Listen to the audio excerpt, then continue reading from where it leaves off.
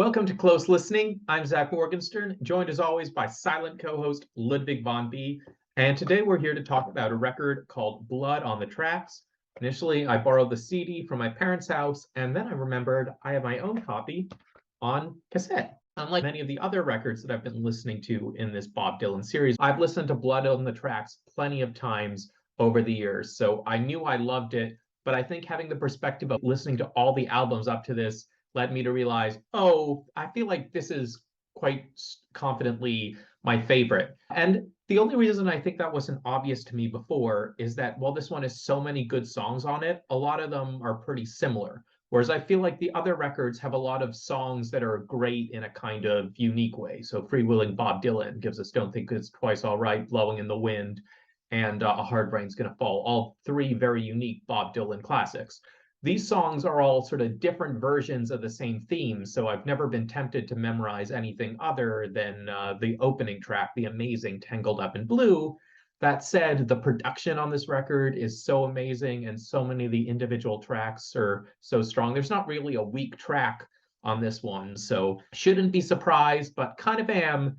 This one Bob Dylan album that I probably knew the best thus far is my favorite. And given that we've pretty much gone through all the classic Bob Dylan albums at this point, it will probably remain my favorite. Now, that said, when I was doing my research for this project, I did discover that for the Bob Dylan purists, the actual version of Blood on the Tracks that came out counts this kind of watered down commercial version. Apparently, Bob Dylan was advised just before releasing the version of the album that he wanted to release that it would be a commercial failure. So he ended up sort of retweaking it. And it's incredible what those tweaks managed to do, because if this was an unpolished album before, it ended up by far the most polished Bob Dylan album. It also makes me wonder how good some of the other Bob Dylan albums could have been if he was given this advice. The album that came before this, Planet Waves, I thought was decently good, but kind of sloppy in some of its sounds. So if that one was tightened up, maybe we'd have another Blood on Our Tracks on our hands.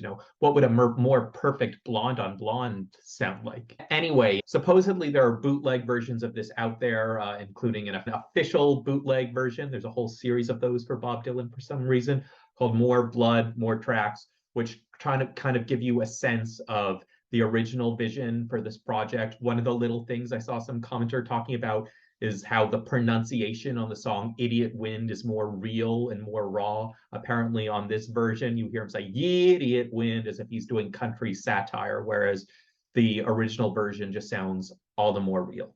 So, and I also learned about this record a bit by looking at a Rolling Stone piece called 40 Facts About Blood on the Tracks. And one of the main takeaways from that piece is that people read this album all the time as being about Bob Dylan's collapsing marriage to Sarah Lowndes Dylan.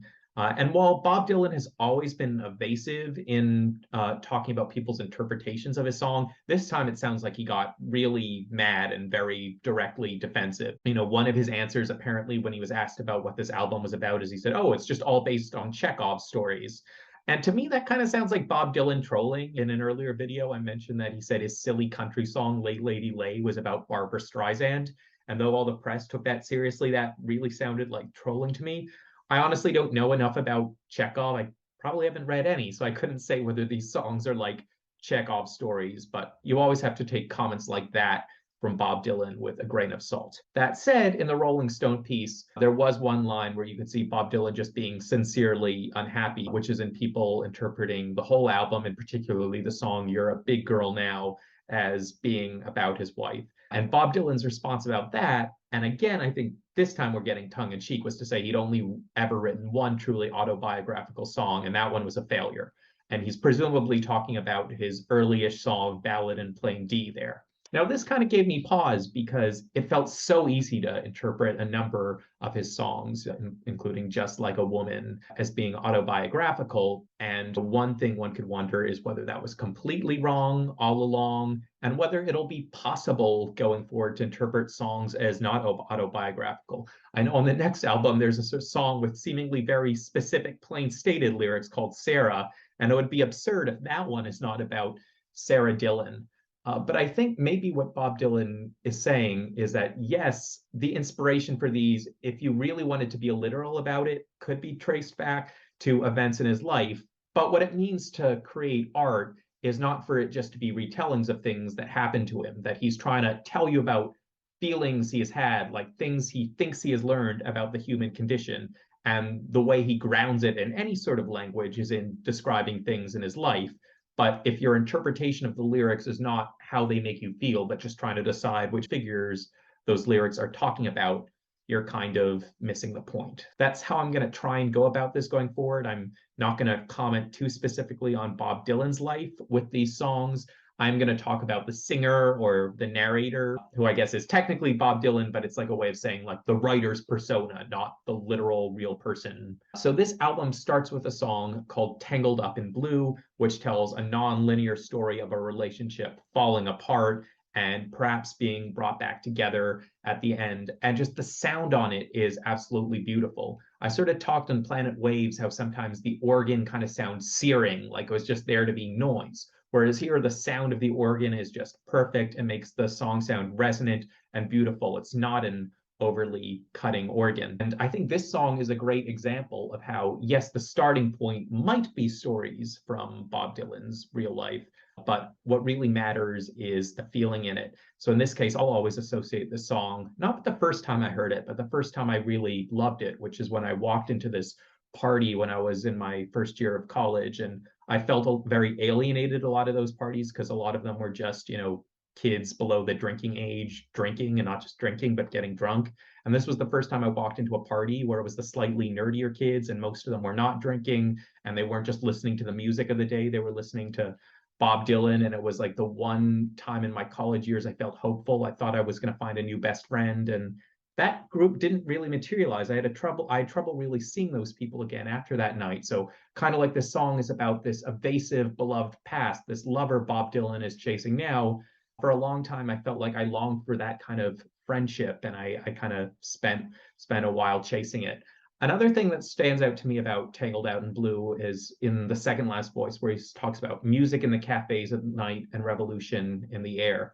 In his early and middle early years, Bob Dylan spent a long time first establishing himself as a protest singer and then escaping from it. He was kind of confused because he sort of liked writing about those topics, but he didn't really see himself as a political person. He saw himself, I guess, as more of a poet than an actual political analyst. And I guess by the time that 1975 and Blood on the Tracks rolls around, Bob Dylan is finally feeling like, okay, I can talk about what I like about those things, the aesthetic of that moment. I like the aesthetic of that moment, but I didn't feel like tied to it in a sort of deep way. So he manages to bring politics loosely into this, mostly a love song, and for once he sounds comfortable. Track number 2 is called Simple Twist of Fate. And the funny thing is this feels like a very similar song, both in terms of structure. It's about longing for a relationship that is fallen apart. The verses seem to jump between time. A very similar song to Tangled Up in Blue lyrically, but musically it sounds different. It's a sort of easygoing acoustic one. One line that really stood out to me is, hunts her down by the waterfront docks where the sailors all come in. Maybe she'll pick him up again. So that line really spoke to, I guess, the pain of longing for someone you've lost. I mean, you might tell yourself, I guess it's possible that relationship would come back, but you could come up with all these reasons why the odds are against you. It's like you have to sort of have that magic spark, that once in a lifetime chance of two people meeting sometime happen all over again. Then we get You're a Big Girl Now. And just like tracks 1 and 2, this feels like the same song lyrically, yet musically, once again, very different. So it's a more lush sound than Simple Twist of Fate, but the actual content of it, it's sort of jumping around through time, talking about memories and talking about the kind of sensory cues that might bring about those memory. Another interesting thing with this one is the title of the song only comes up once over the course of the recording, and it's a title that captures your attention. It's certainly an awkward phrase to use in your everyday life. That aside, it could have multiple meanings. It could be a neutral implication that the subject has grown for the better. It could have a hopeful but condescending implication that maybe the subject has grown mature enough to appreciate the singer. And finally, it could have a kind of hopeless, you've outgrown me meaning to it. Track 4, I guess, ends these quartet of songs. It's also a song of romantic memories. It seems to jump all over the place. What's different with this one is it starts out with the singer trying to move away from his feelings about lost romance and try and act like he's telling an abstract story about this person who's committed a murder and ran away to Italy. Interestingly, the second reference to Italy in this record, I assume it's just a coincidence, before eventually getting into a sort of very searing description of being in a relationship with someone. I also wonder if it's a sort of cynical response to the earlier, I guess, more hopeful protest music of Blowing in the Wind. Now it's an idiot wind. But then he follows up this quartet with You're Gonna Make Me Lonesome When You Go, which is a comparably happier, simple, trying to be a hit kind of a song. If you look at the lyrics, the singer is saying that a lot of his relationships have drawn from the profound and maybe his ridiculous thoughts about how grand love is supposed to be. He drops the names of the symbolist poets Verlaine and Rimbaud, and these are poets who had been compared to Dylan's songwriting from the very early days, particularly in the song The Chimes of Freedom. What's interesting here is that Dylan, or the singer, is saying, I used to think in these grandiose terms, and now I'm having a normal relationship. But he doesn't quite put it that way. He says instead that life used to be in these grandiose terms, and now I'm having a normal relationship. So I don't know if that all made sense, but basically he's Dylan is someone who felt the need to sort of write all these songs that were not just simple love songs, but complex poems. And this You're Gonna Make Me Lonesome When You Go, even as it is pretty poetic itself, is trying to be an escape from that poetic past. The second half of the record begins with a song called Meet Me in the Morning. This one kind of feels like a sequel to You're Gonna Make Me Lonesome When You Go, except the optimism from it is fading. You're Gonna Make Me Lonesome was calling for a new relationship with a person, and Meet Me in the Morning is realizing this person is not going to come out and meet you. It's also possibly a reference to the sort of farmland optimism of Bob Dylan's earlier album, New Morning, with references to crowing roosters being a common feature. This one is a bluesy song, and oftentimes when Bob Dylan just writes straight blues, it kind of bores me. But the music production, again, on this one was just right that it felt like a richer song. It didn't just feel like Bob Dylan doing a cliche blues. Track 7, I absolutely love. It's Lily, Rosemary, and the Jack of Hearts. This is the most cartoonish Dylan thing we're going to have on here. It's something like 16 verses long. It's actually one of the first Bob Dylan songs I ever remember hearing. And I think it's a great way to sell people on Bob Dylan, both his catchiness and his quirkiness. Within the confines of this album, I think the purpose that Lily, Rosemary, and the Jack of Hearts serves is to serve as a bit of an escape from the sort of direct personal reflection. So themes of romantic longing continue to be part of this song. We have these two women, Lily and Rosemary, both longing for the Jack of Hearts. But there's all this reference to the whole thing just being a play. So these are just characters, and maybe the singer, the main character of this album, is just watching and reflecting.